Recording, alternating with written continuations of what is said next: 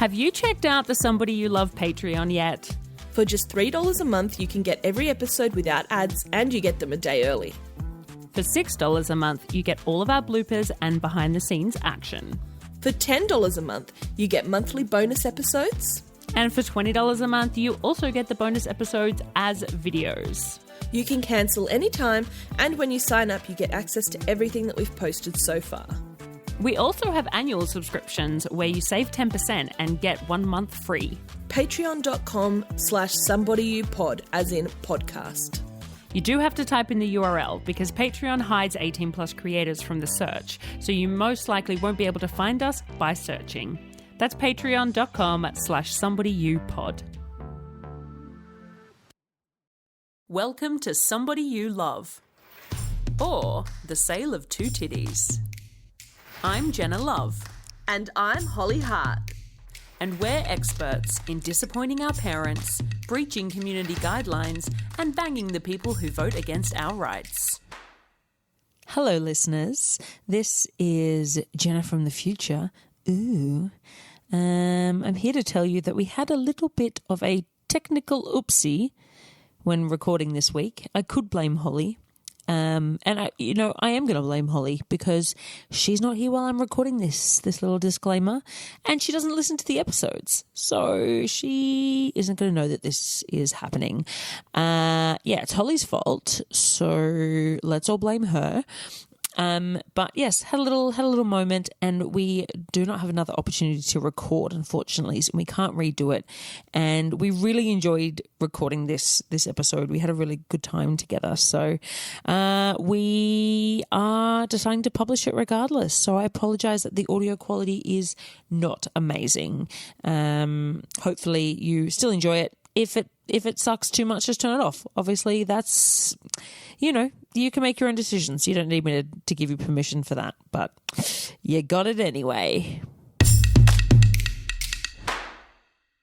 We'd like to acknowledge the traditional custodians of the land we are on, which today is the Ngunnawal people. We'd like to acknowledge and respect the continuing culture, and also to welcome any Aboriginal and Torres Strait Islander people who might be listening. Today we have another episode of Turned On, our series where we are reviewing not even reviewing, but just having discussions about media containing, portraying or discussing sex workers. Quick trigger warning on this episode. We do talk a little bit about pedophilia and people who book sex workers who maybe look and or act underage. So if that's not your bag, hopefully it's not your bag. Gee. But if that's likely to cause you any sort of distress, then please don't listen. This week we were doing Theroux's Louis and the Brothel, which was done in 2003. Probably was filmed in 2002-ish. So that's about 20 years ago now. I know. Shit, time yeah. flies. Oh, goodness. Isn't it shocking? Which it definitely feels 20 years old watching it. In fact, it feels longer. There's a real vibe to it. If you haven't seen it, you find it somewhere online. I don't know. I'm not the TV guide. Find it yourself. But it's worth a watch, in my opinion, just if only for the cultural. What am I trying to say? For the eyebrows. Watch it for the eyebrows. The eyebrows are good. For the 2003 eyebrows. Yeah. I just think it is a really fascinating look into the past, however you feel about it.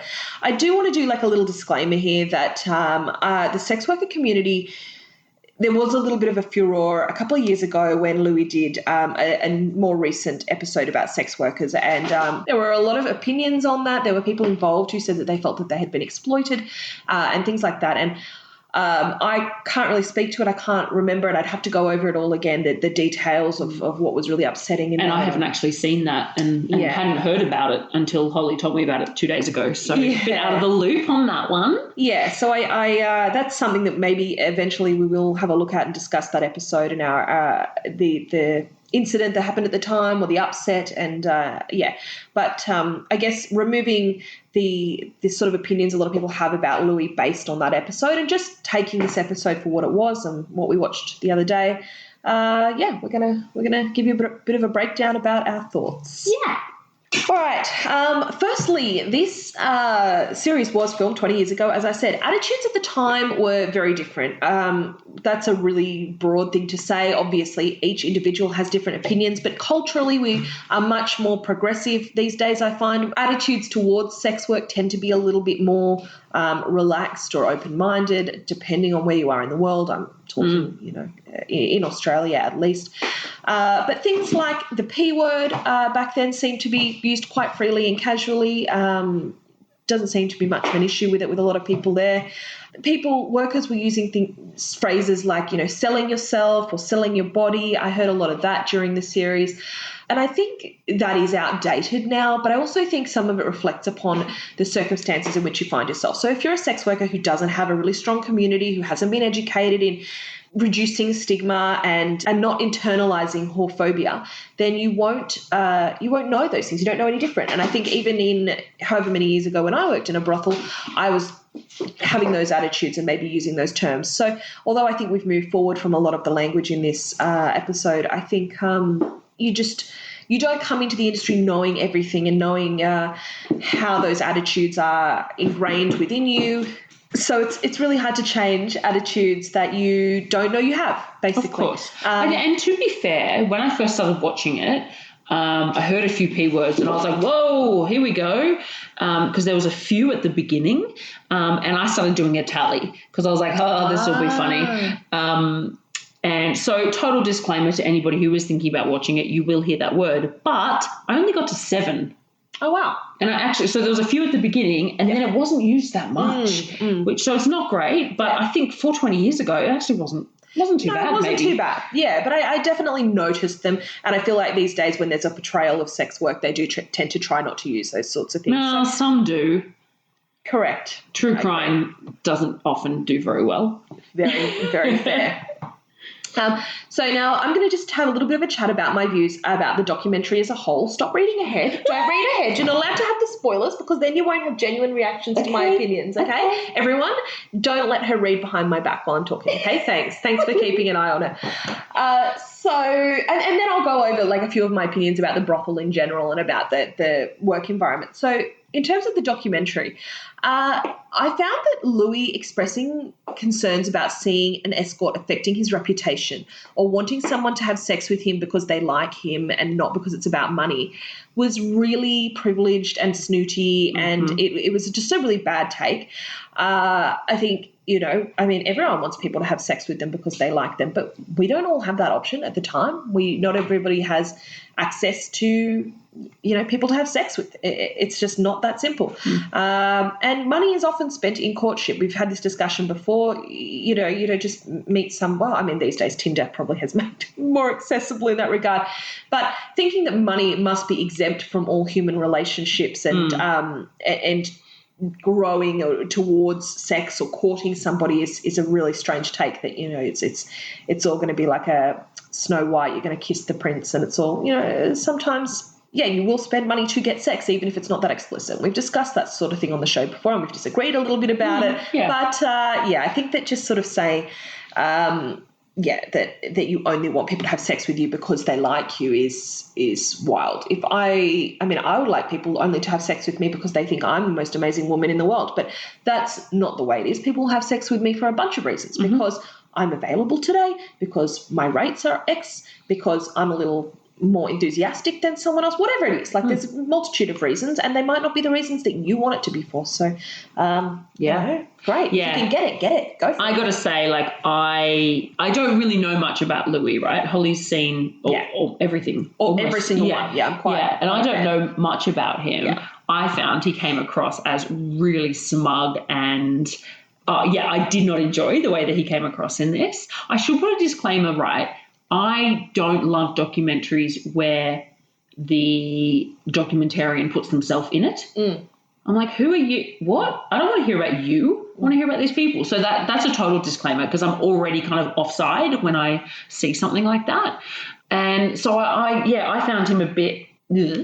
I think that little conversation, I think it's right at the end, maybe even the credits are rolling, where they're having, he's speaking to Haley. Is that her name? Haley. And And she's saying, you know, and he keeps going, it's fake, isn't it? It's fake. And I thought she handled that conversation excellently. I loved what she said. But I just thought, like... And what she said was that, you know, his job is fake as well. You're a reporter, you know, there's fakeness in your job. You want to talk about fakeness? Yeah, you work in the media. What are you fucking talking about? Yeah. But, like, it made me think, because we hear that from clients and and they go, it's fake. And, like, what do you... Like, it's happening. What do you mean? Yeah, this is real. Yeah, it's happening. You're here with me. We're making out. We're having a connection. And I think that, like... it's very interesting, because to me, I'm like, well, I'm real, actually. I'm here and I'm connecting with you. And it's almost insulting when people sort of go, oh, this is all fake. And I'm like, look, I might be doing things that I might not do if there wasn't money there, or you know, whatever. Like, yeah, sure, that's a factor. But I'm still a real person. You're a real person. And we're having an experience together, and there's fucking nothing fake about that. Like, there's not many things more real than that, you know? So, I don't love that. But do you say that when you go for a job interview? Do you say that when you interact with somebody at Donut King and you buy your milkshake? Yeah, and you're being polite. Yeah, oh, you don't care. Yeah, how are you? Oh, this is all fake. People, you fake all the time in life, and that doesn't mean that you're insincere. It means that you're trying to put across the best version of yourself and make the people around you comfortable and have a nice time. Exactly. And so, yeah. Which most of our clients are doing to us as well. Exactly. You're not going to come here with all of your terrible traits on show. You're going to do your best to put your best self forward. And is that fake? Is that, fake is a really yuck way. Yeah, all that I was not a fan of. Definitely. I was disappointed about him, as I said before, discussing how seeing an escort would affect his reputation in his job and all that sort of stuff. And it's a real phobia thing and a real stigma thing. And it's like, well, God, if you think seeing an escort is so detrimental to your reputation as a journalist, how do you think it is, and how do you think that that's fair for the people who are doing this work? You think that their reputation is decimated by doing the job? Like, they are so much lower than you because this is what they've taken as a career. Even if you book one, you think your reputation's screwed. How do you think that makes people feel who this is their career? I just think it was a really shitty take, but I feel like it's the prevailing view at the time. And that's where I'm going to sort of defend Louis here. I feel like the views that he expressed and the questions that he asked in this interview were coming from a place of the views at the time and the current perspective on sex work. And the questions that he wanted to ask, or that he was asking, were what he thought his viewers would want to know, the questions that they would want to ask, or the prevailing narratives about sex work at the time, and exploring those. So I don't sort of begrudge him for that. I don't agree with a lot of the views of the time, but I feel like that was his way of exploring and challenging and interacting with those views in a way that 20 years ago was not regularly seen on TV. So, although I find, and I'm going to whinge a lot about things that were said in this episode, but I'm not sort of saying that he did a bad job. I think that's fair. Yeah. I think what's tricky with a lot of this stuff is he's got these views on what a client of an escort is, right? And that's a huge element of stigma in the industry, is this perception of what a client is. And one of the issues with that is that we probably will go on to talk about this, but the clients that were shown in this movie, what is it? Documentary. Yeah. The clients that were shown, I would not think were shining examples of what an amazing client is. They certainly weren't representative of, kind of the median of our clients and the bulk of our clients. Obviously I've never worked in a brothel in Nevada, so I can't say what their normal clients are like. But the reality is, and this is the problem with all representation of so many things, is the people that are in a position to speak out about it, and somebody who's comfortable going on a mainstream program and talking about regularly being a client of sex workers, showing their face, literally being filmed, taking the sex worker into the room, like really quite full on. It's a big ask. Huge. It is not necessarily and I don't want to say the wrong thing here, but somebody, like a lot of the people who What, they're going to be outliers? Is that what you're saying? Yes. Yeah. I think so. They are the outliers. I have read his book that Louis released a few years later when he went back, and he sort of goes into... You do love him. Yeah, I'm a big fan. I did not know this. It's a complete collection, yeah. He went back years later and sort of looked up people and stuff, and he was talking a little bit more deep about what happened, and he said it was really hard to get people to agree of course to it was. appear on camera. And of course it was. Yeah. But, just a reminder, I guess, for people that are viewing it. The people that were agreeing, probably maybe were a little more eccentric individuals, maybe. Yeah. Sort of, But he's not helping that by saying, well, I would ruin my reputation. Yeah. But I also understand, and I respect him for being honest about that. Yeah. But then I liked how she sort of responded and was like, discretion, which was her being like, babe, I've had more famous people than you. Do you know what I mean? Like, she was clearly like, obviously we're not going to splash it everywhere. Like, yeah.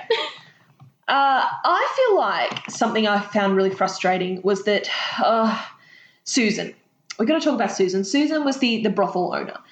And I feel like she's convinced herself that she's a really nice person, that she's helping these girls and blah, blah, blah. I feel like she falls into the same traps that most brothel owners do. Yeah, that's what I was going to say. Go in with these great intentions and genuinely they want to. I feel like a lot of people who start brothels, I'm going to say a lot of women who get involved with brothels, maybe controversially I'm going to say that, think that they're going to do this for the workers and this and this and this. And then you get caught in the stress of capitalism, I guess, and you know bills have got to be paid, and you maybe get a little bit less patient with people that have genuine life problems, and you get a little bit greedy, and all of these things sort of make for quite an ugly situation when money and vulnerable people are involved. It gets quite messy. And I just feel like Susan thought she was a good person, but there were a lot of things that were happening in this episode that I found very uncomfortable and that made me really not like her.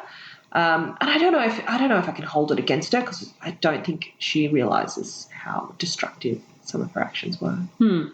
I found I was really frustrated. So, two things. I'll start with the first thing, Haley. Haley is the main sex worker who appears in this series, and she's quite lovable. I don't know if you agree. Yeah. She's a real character, really vibrant, really raw, and obviously very hurt, very damaged and complex, like a lot of humans are. What I really hated was that Susan was disclosing a lot of really personal things about Haley in front of the camera. So she obviously knew about some of Haley's trauma, some of the horrible things, some of Haley's substance abuse issues and things like that. Not only was I upset that she was disclosing it to a stranger and just frankly telling Louis, but also disclosing it to a stranger that had a film crew with him who was going to put it out into the world. And did it in a dramatic way. Yeah. Like, you could tell she loved delivering. She was frothing the trauma. So, okay, my notes on this are, so she says Haley doesn't want people to get close to her, so this bitch just announces it to the whole world. That's all I wrote about that. I really didn't like that at all. I felt really, really gross about it, and it made me really uncomfortable.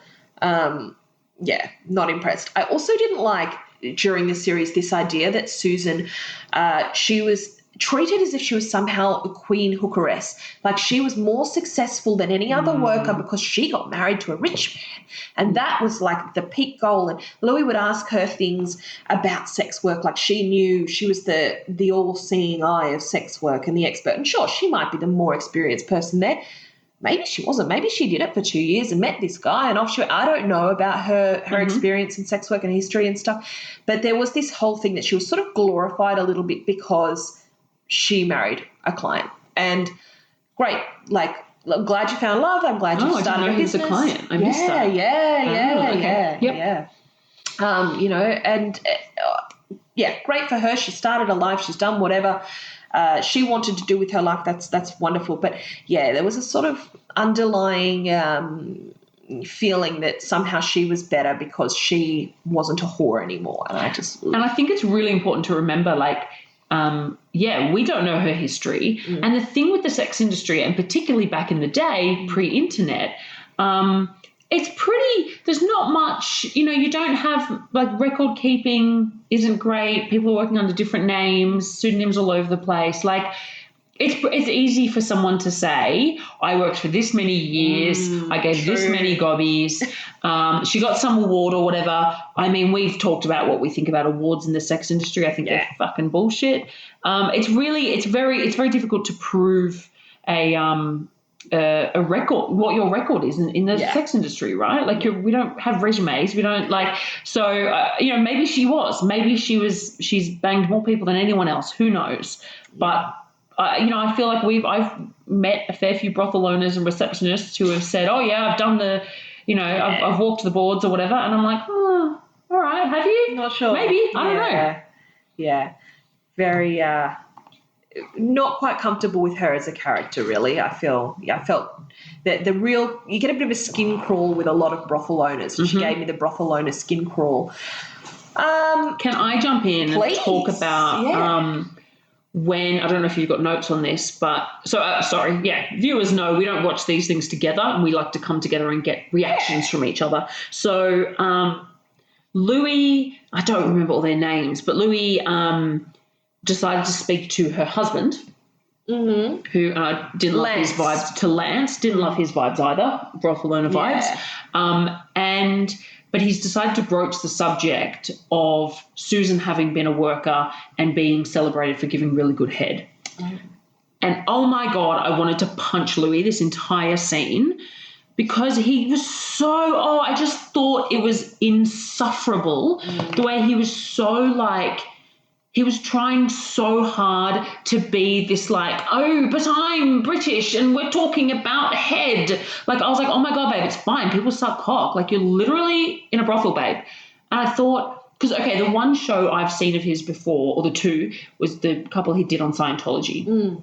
And, he was going in there and he was saying to them, blah, blah, blah, Scientology. And he wasn't like, oh, I better not say those words. And then him going in and speaking to people who work in a brothel and being so coy and so uncomfortable with the idea that this man's wife is good at head. I was like, well, I fucking hope she's good at head. What are you talking about?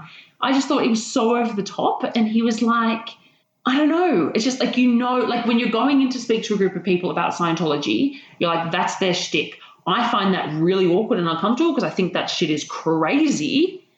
So I can understand that if somebody's coming into a brothel, they would find that awkward and uncomfortable because they find that shit crazy.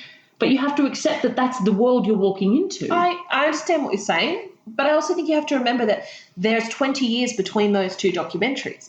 And Louis was quite a new journalist at the time that he started doing the brothel. When he did the brothel one, he was quite new to it all. That's one of his first specials. So he didn't have as much experience at putting himself into situations that he was unfamiliar and uncomfortable with.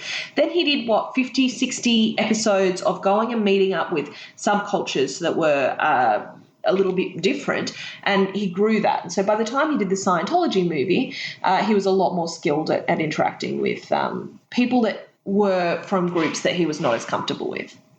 He had done a lot of growth. That's fine, and I'm not criticising him as a journalist. I just found him fucking insufferable. Sure.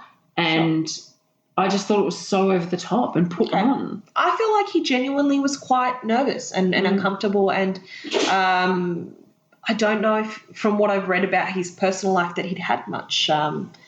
He wasn't exactly a Lothario at the time. Yeah, but then maybe you shouldn't be walking into a brothel and making a documentary about it.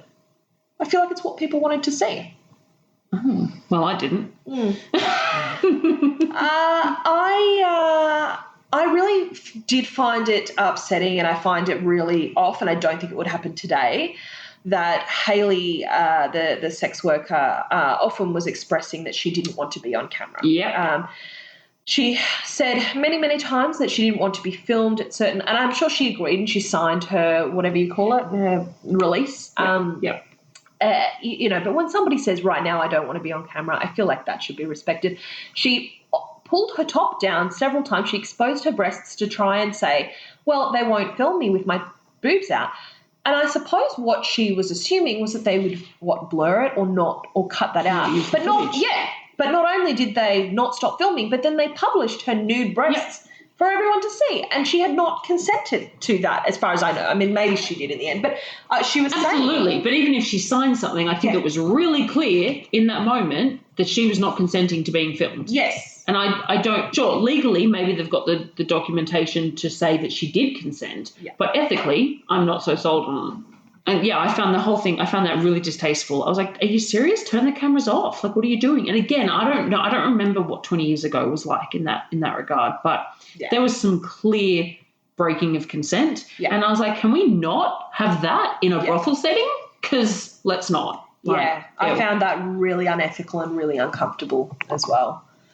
Little tiny note. The way they call it parties? I hate that. It's so weird. Okay, so party. For clarification, in Australia, the general kind of lingo for a booking where there's going to be drug taking happening, correct me if I'm wrong because I'm so clueless about this stuff, is a party booking. A party booking generally in our circles means that there'll be drugs involved, right? So like when they first started talking about partying, I thought they were talking about drugs. And then it turned out that they just call their bookings parties. And I was like, it's not a fucking party, babe. Yeah, I found that so weird. That's all. And that's not a criticism. No. We have our own lingo, but I just thought it was funny. I hated it as well. I was like, parties, just call it a booking. Never booking. Yeah. But again, it's different circles. Like they might find it really ridiculous that we say party for meaning drugs. You know, I mean, every circle's got their own kind of lingo that happens. But I did think that it was a very realistic view of a brothel in a lot of ways. I feel like they were going into the kitchen. I mean, this is obviously a really unusual brothel with a pool and a gym and all of that sort of stuff, sure.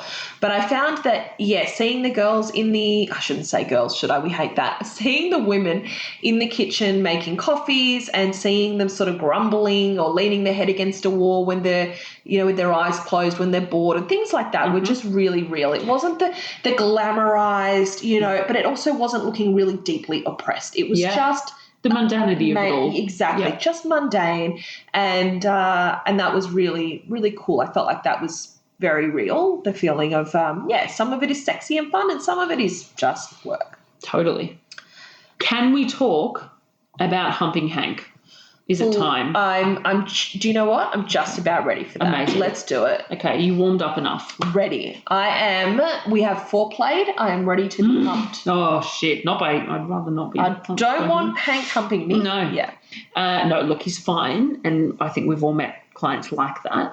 But him throwing her up against the wall in the hallway was so out of line. I was outraged. Yes. I was so relieved when she later said I had to have a talk to him because that's not on. Yeah. And he was clearly showing off for the cameras.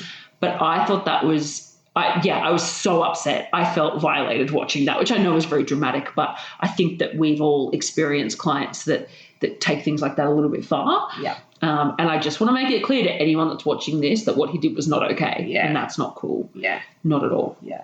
Humping Hank was a very uncomfortable individual, and I found him incredibly creepy. And I found a lot of the clients that were talking to the camera I think were just talking shit, and I just didn't believe a word they were saying. Agreed. So, but I'm so bad with their names. The worker who was with Hank. Yeah, Veronica. I thought she was extraordinary. So she had a whole speech on boundaries, and it was amazing. She was so wonderful. She was really great. And something I love watching sex workers at work. And this is one of the reasons I love doubles is watching and this is the thing, she was working that whole time.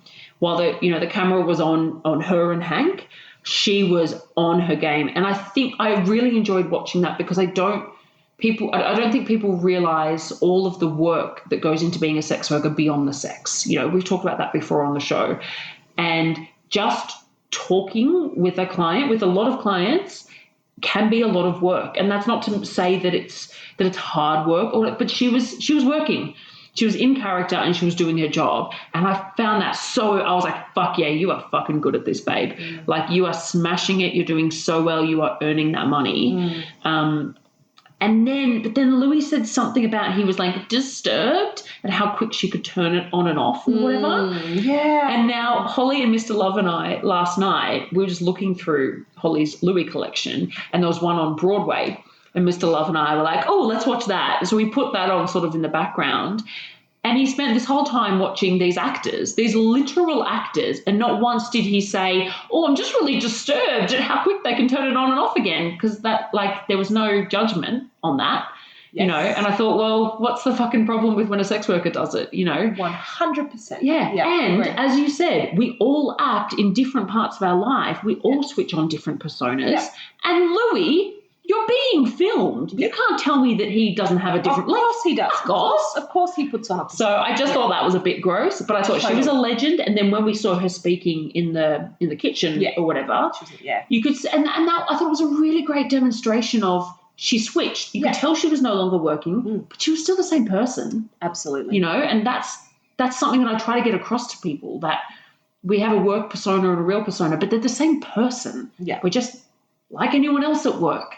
You have your professional persona, you know. And I thought, so I loved that. Big fan. Yeah. And she was gorgeous. She was stupid attractive. Beautiful. So beautiful. Yeah. I really liked her mouth.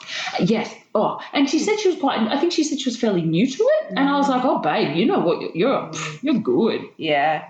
Yeah, and then she had a really big discussion about boundaries, and it was just so well said. And I didn't note anything down, but if you watch it, take note of her chat about boundaries, because I found that was just very very forward thinking, possibly. For the time. I don't know, I wasn't a sex worker. I found that really refreshing. Yeah, I enjoyed it. Yeah. I took offence to the fact, and when I say took offence, I mean that very lightly, because my offence is generally pretty light. With Louis suggesting that Hayley should find a man. There were times when he was like, well, maybe you should meet someone and settle down, and playing into that narrative that that's the solution for a woman, and that's her goal in life, is to find a man and settle down. Especially after hearing the last time she did that, what happened. Yeah, exactly. Like, really? Yeah. Was that a better solution for her? Yeah, I don't think she needed it. No. Any more of that sort of nonsense. So that annoyed me.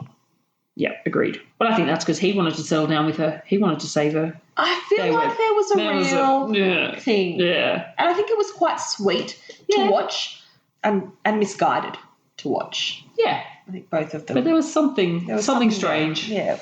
Not necessarily strange, but something there for sure. Why was she washing her hair in the sink? That was so strange.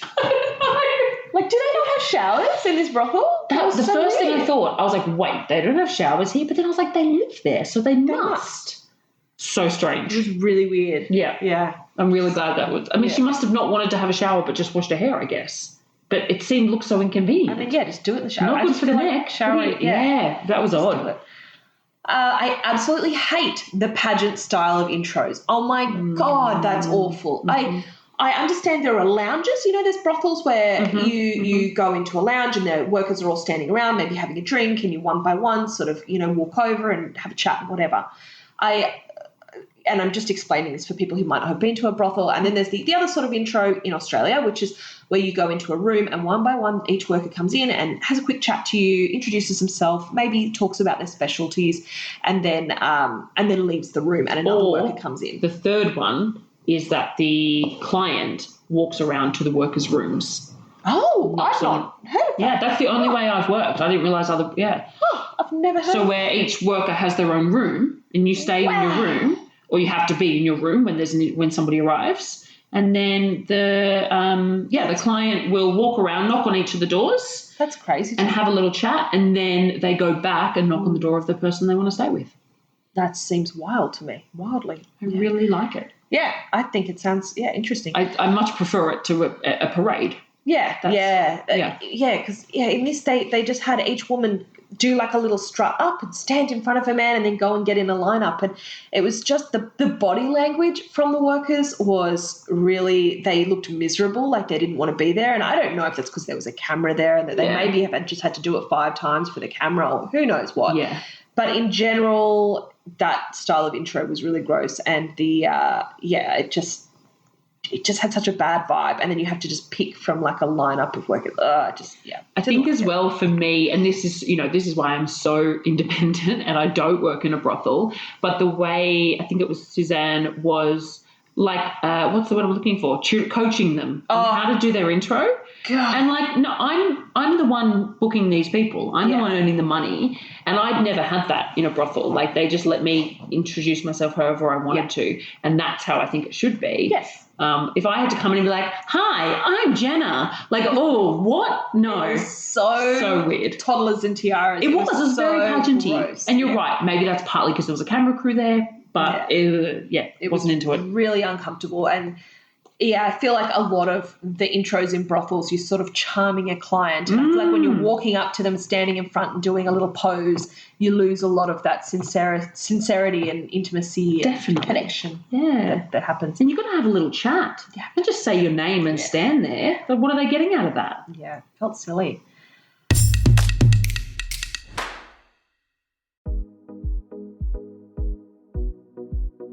Who misses free and affordable ads without all the anti-sex rhetoric?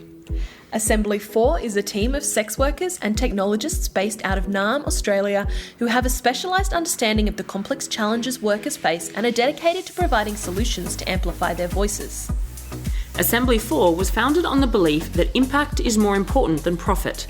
They strongly believe that having the ability to make decisions about our bodies and sexual lives is a fundamental human right. Anyone should be able to make these choices without fear, violence, or discrimination. Sex workers are still fighting for this right. Tryst.link is a directory that lists thousands of independent adult entertainers, escorts, BDSM, kink, video, massage, and much more. They also have a huge amount of educational resources and blog posts about the sex industry that are well worth a look. Check out their website assembly4.com, that's for the word, not the number, for more info.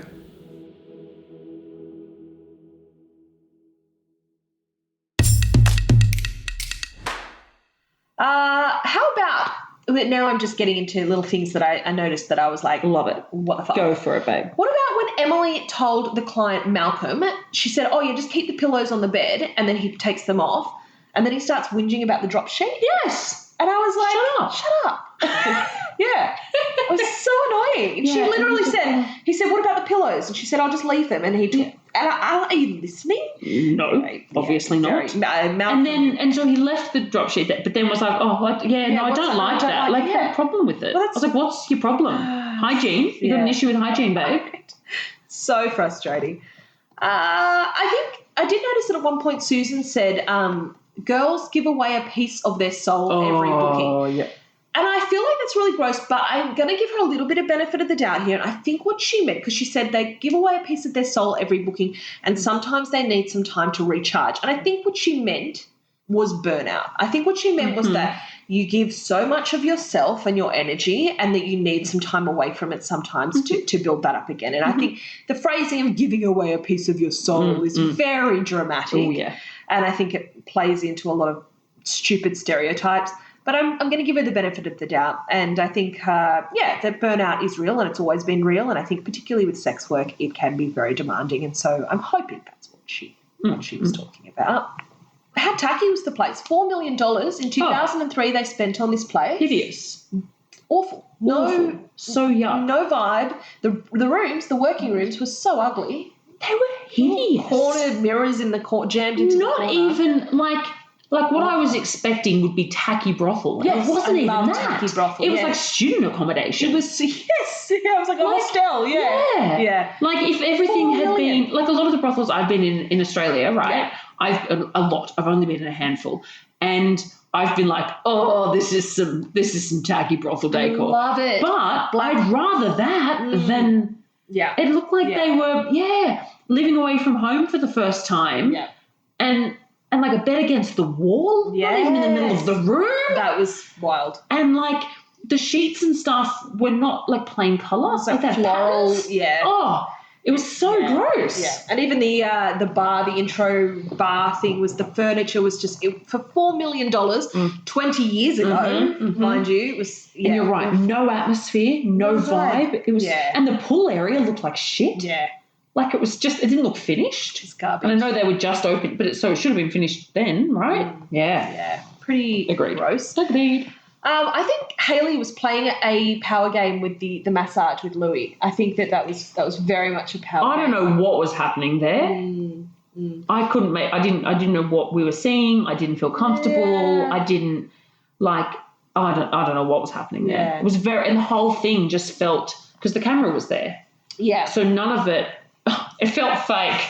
Just call me Louis. But it felt like I was like, what is the end game here? There can be no end game because you've got cameramen in the room. Sorry, camera people in the room. I mean, I think it was power. I think she just wanted to put him in an uncomfortable position. But mad respect for her being like, you can pay me if you want to spend more time with me. Yeah, mad respect for that. And I think that's another part of it is that, you're at a brothel for how many hours a day and these guys are hanging around and you're not making any money off them and you go, you know what?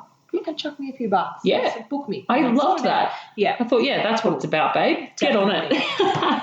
Sex workers they do not kiss in the brothels there. It's such such an old sex worker trope. And I'm not saying it doesn't exist anywhere now. Lots of people choose to kiss and not kiss. But and also I noticed just in general that GFE was like an extra. It was like a premium service. Yeah. These days, GFE, not so much in brothels, but it is very much the standard.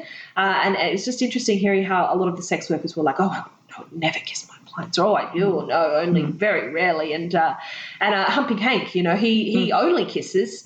I don't want to know why, if he doesn't have sex, why he's called Humping Hank. That's right. I was like, what?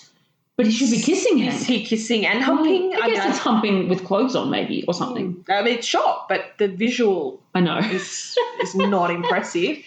I found that a really interesting thing. I find it interesting that, because for me, right, I know plenty of workers who don't like to kiss clients or they might be selective about it. And more so in brothels, people that choose not to kiss clients or don't offer that as a service or charge extra if they do, whatever. And in my experience, usually that's because they don't particularly enjoy kissing clients. Cool, no worries. Yeah. But the rhetoric that I felt echoed in this show was that's too personal. I don't know what that means. You'll have a cock in your ass, but you won't kiss someone? Like, babe, what are you talking about? And that's fine. Everyone has their own different levels of what they think is too personal and stuff. But to me, that's just something people say. They go, oh, no, but kissing's personal. And I'm like, okay, but you literally have your penis inside me. Like, cool, you can feel that way, but I just don't know if everyone who says that actually feels that way, or if they're just saying it because that's what people say.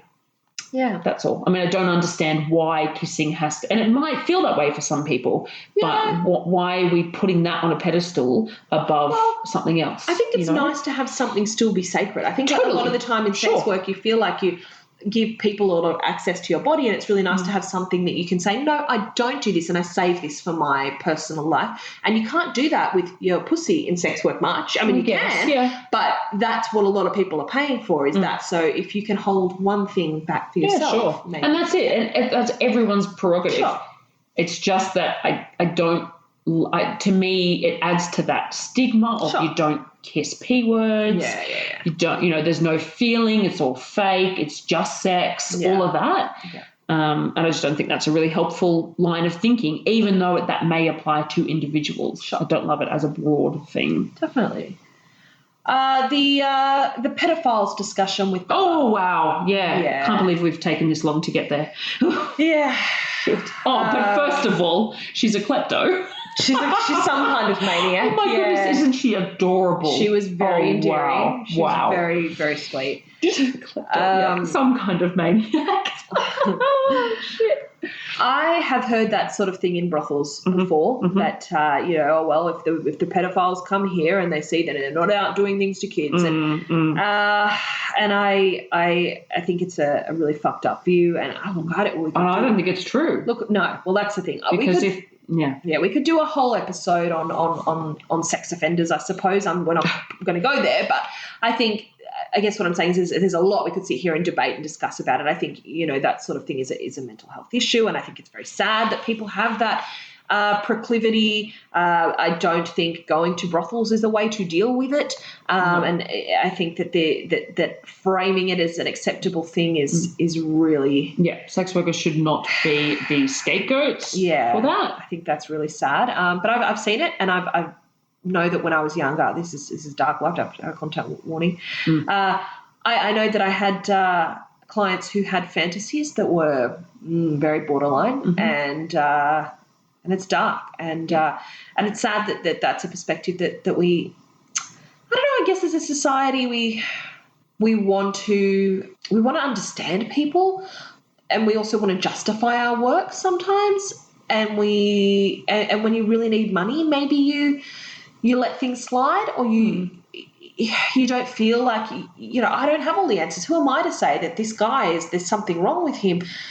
Yeah, it's just really hard. And a lot of people might think it's really clear lines in life, and that, well, it's obvious if somebody, but if there's so many grey areas that lead from it. Like somebody might just like really petite women, and somebody might like, and it, I don't. Well, this is the thing. My take on that conversation was, well, you're talking about people who are coming to a place where they know everyone's over 18 or 20, probably 21 because they're drinking there, right? Mm. So, and yes, they are picking somebody she does look very young, and she has a very young demeanour about her, which I think is even more important than just the way she looks. Yeah. But that's very different to somebody who's seeking out someone underage. Yeah. Like, I think that there's a difference there. I think that there is grey area there. Yeah. So that's what I'm trying to say. I don't want anyone listening and going, oh, you're making excuses. You're a pedophile apologist, Holly. But I guess what I'm saying is it's really, really complicated. Yeah. Calling somebody who chooses to have sex with somebody who's 21 a pedophile, I don't know if that's a great call. 100%. Because I don't think they are. They're not. No, they're not based on that interaction anyway. Not at all. That's exactly what I'm trying to articulate. Yeah. Thank you. Is that I don't know. No. I'm not here to diagnose. I don't know. No. But they were pointing out that the being really young looking is a big bonus in brothels, and how that goes really well, and how great that is, and then that is true. I think there's nothing wrong with looking young, but it is an interesting thing.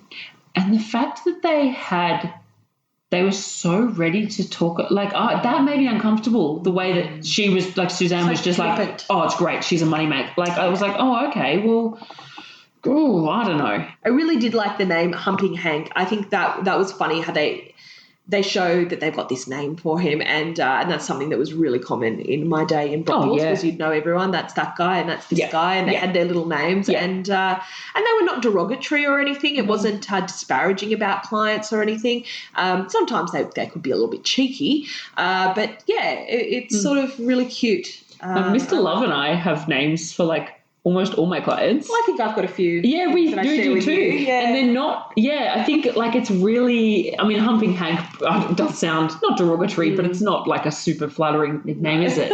But I'll share some with you, right? Like, I have T-shirt guy. Yeah. And when Mr. Love's like, who you see, because he sees the name, like, we share the calendar, so he sees their names, but he doesn't connect it as much.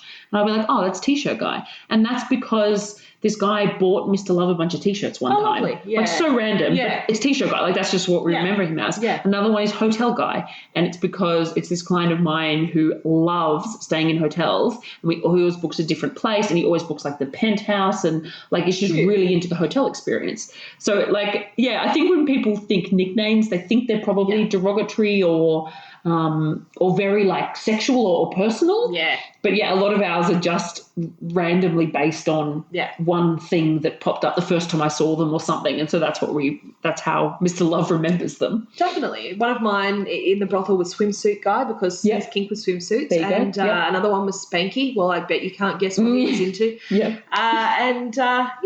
It's just sort of cute seeing it, 20 years ago. Not that I would think that we've just only invented nicknames, but it was just really, there's something about brothels that you don't get anywhere else, and seeing that sort of thing is really pleasant and real. That's a real view of what being in a brothel is like. I just remembered one of mine at the last brothel I worked at. They called my boyfriend because they knew I got a bit butterfly-y. So they'd be like, Jenny, your boyfriend's here. And I'd be like, oh, and they knew, like, it was very cute. That is cute. Yeah. The listening in on their negotiations, didn't love that. No. I don't know if that happens anywhere in Australia, but I certainly haven't experienced it. I thought it's that thing of, you've got to give, like, I just don't believe in spying on people and assuming the worst. Yeah. And they were very like, they'll just steal from us. Yeah. And like, I don't know. And I guess because the most brothels I've been in, the system is that the client pays the set rate by the house. And then tips, whatever else you negotiate beyond that is between you and the client. And that's obviously not the case there. No. Because they were, so I thought, oh, that's a bit shit. And considering what I've heard, their rates they are so expensive. Those Nevada brothels are huge. So expensive. Yeah. Oh my goodness. Yeah. And a lot more expensive than seeing a private worker in the US. Yeah. Just shocking to me. Incredibly expensive, yeah. For an experience in that tacky room? Like, what? Tacky, yeah. While people are listening in on you doing a health check? Yeah. Like, are you serious? Yeah. You're paying top dollar for that? Oh, it was very uncomfortable. I hated the idea. Who knows if they still do it today, but it was... yeah, it was maybe awful. They don't. That's true.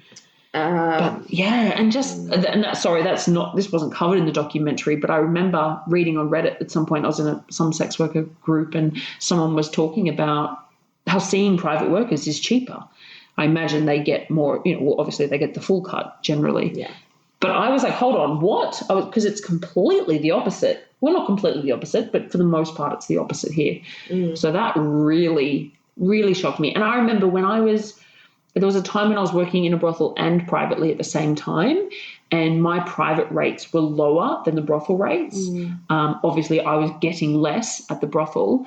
And I was like, this is such a rip-off, because they could see me privately for more and have a way better experience and not get a buzzer going off, so the fact that that's just standard there, that just blew my mind. But, different cultures and different, the industries have grown differently.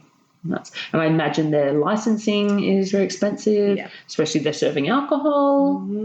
What do you think about that, like the bar in the brothel? Yeah, fine. I think it's really interesting in Australia how that is dealt with differently in different states. Like it is, yeah. In America, sorry.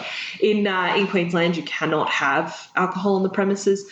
Here in Canberra, it's quite hard for a brothel to get a liquor license. They do, you can.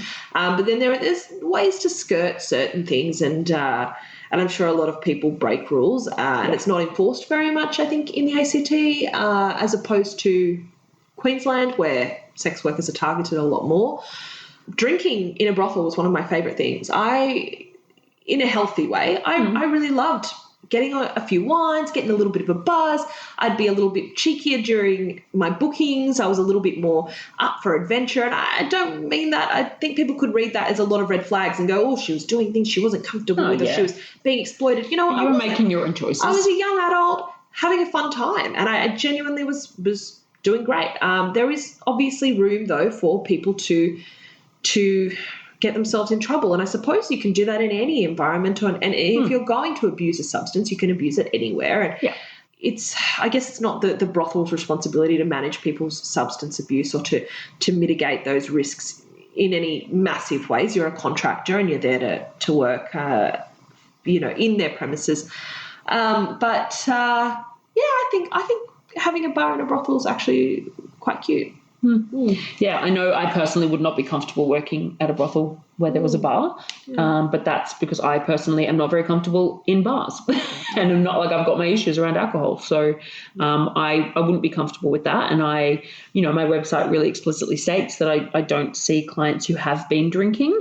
I will see clients who bring alcohol with them and will consume alcohol during the booking. It's not unusual for, especially I find my female clients, to want to have a couple of wines or something to relax, and I've got absolutely no issue with that. But if somebody turns up and they're intoxicated, I won't be able to go ahead with it.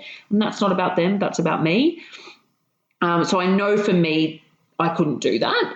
And that's not a judgment on it. It's just not for me. I know, so the first brothel I worked in didn't have, and I don't even know what the laws are in New South Wales, to be honest, which I probably should, but I don't. And then the second place I went to, the client could buy a beer or a wine or whatever, and they were, I'm pretty sure, way too expensive, and they were just in like a little so I'm assuming they didn't have a license. It's like, I think it was, sneaky. And that I was fine with, because it would be, you could offer them a drink, and you could, like, if I didn't bring it up, they probably weren't likely to, or people that had been there before might say, oh, could I have, and there was also like juice, which is cute, and it would be like, they'd say, oh, could I get a beer?